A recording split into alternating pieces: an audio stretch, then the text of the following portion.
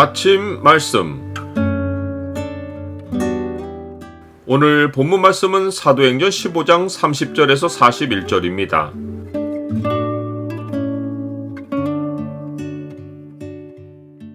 주 안에서 서로 존중하고 성령을 쫓아 행하라. 오늘 본문을 죄의 창으로 보면 성령이 앞서시지 않는 선교에 어떤 일이 생길 수 있는지가 보입니다. 죄의 창을 보여주는 구절은 15장 39절입니다. 서로 심히 다투어 피차 갈라서니 바나바는 마가를 데리고 배 타고 구브로로 가고. 이방인들이 할례부터 받아야 구원의 길이 열린다는 할례파의 주장에 대해서 예루살렘 교회는 많은 변론을 펼친 끝에 의견을 하나로 모으고 결정한 내용을 편지로 써서 안디옥 교회에 보냈습니다. 편지 내용은 두 가지인데, 첫째는 하나님이 유대인이나 이방인이나 전적인 은혜로 성령을 부어주셨기에 하나님의 은혜로 주시는 구원에 사람이 행위의 조건을 다는 것은 하나님의 뜻이 아니라는 것입니다. 둘째는 유대인과 이방인이 서로 다른 문화 배경을 가지고 살아왔기에 서로에게 걸림이 되는 최소한의 행위는 하지 말아야 한다는 것입니다. 그들은 네 가지 요구사항을 이방인들에게 적어보냈습니다.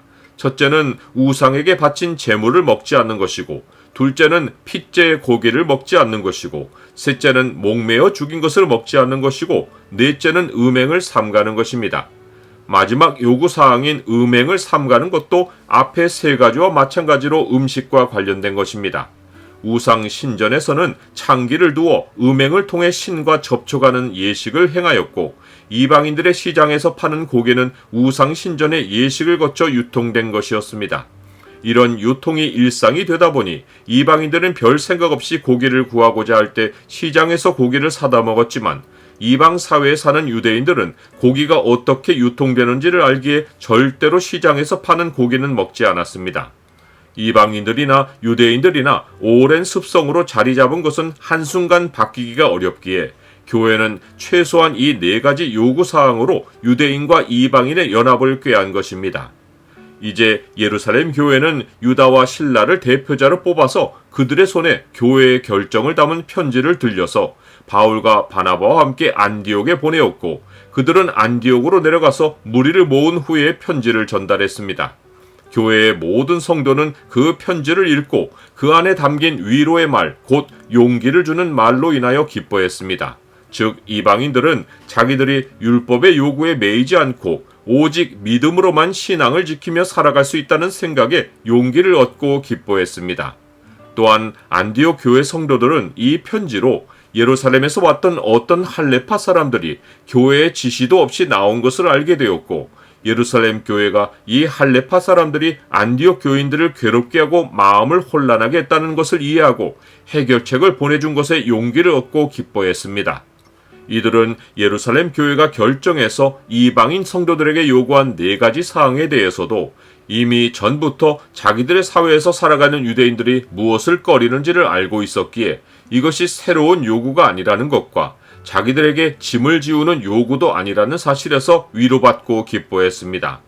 안디옥 교회는 예루살렘 교회가 파견한 유다와 실라를 평안히 전송하여 보냈습니다.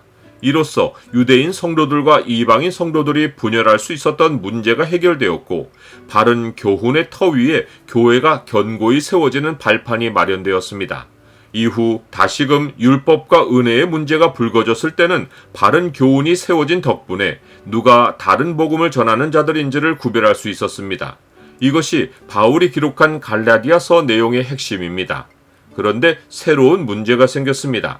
그것은 교훈과 관련된 것이 아니라 선교 방식에 관한 것이었습니다.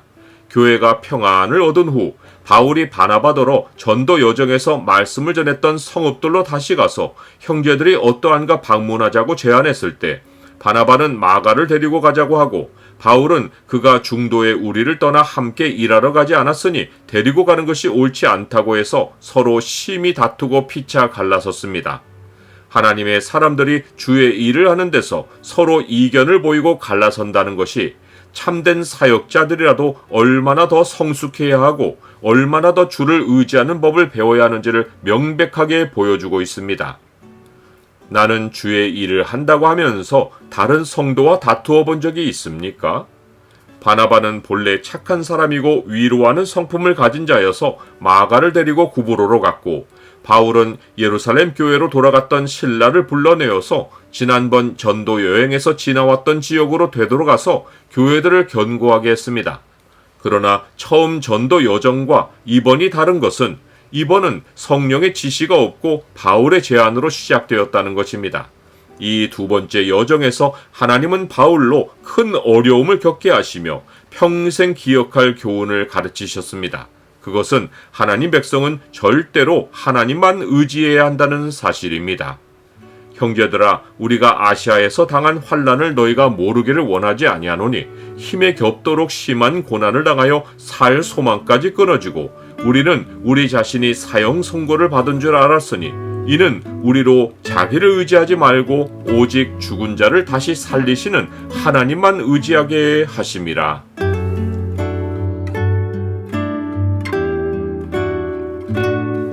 주님, 모든 주의 백성은 오직 주의 은혜로 구원받았사오니 누구에게도 구원의 조건으로 행위를 요구하지 않게 하옵시고 주 안에서 서로 존중하고 사랑하게 하옵소서. 모든 일을 주께 묻고 성령의 인도하심을 쫓아 행하게 하옵소서. 예수 그리스도 이름으로 기도드립니다. 아멘.